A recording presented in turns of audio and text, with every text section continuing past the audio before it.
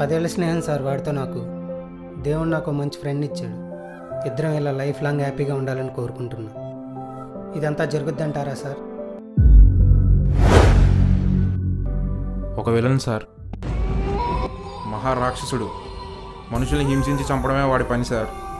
వాడి ముందు ఎవరైనా సంతోషంగా ఉంటే వాడు భరించలేడు సార్, చంపేస్తాడు. ఒక హీరో సార్, ఎక్కడ ఉంటాడో తెలియదు, ఎలా వస్తాడో తెలియదు. ప్రపంచంలో ఏ మనిషికైనా రోజుకి 24 గంటలు, వాడికి మాత్రం 23 గంటలు సార్. మరి మిగతా గంట ఎవరికి కనిపించరు సార్.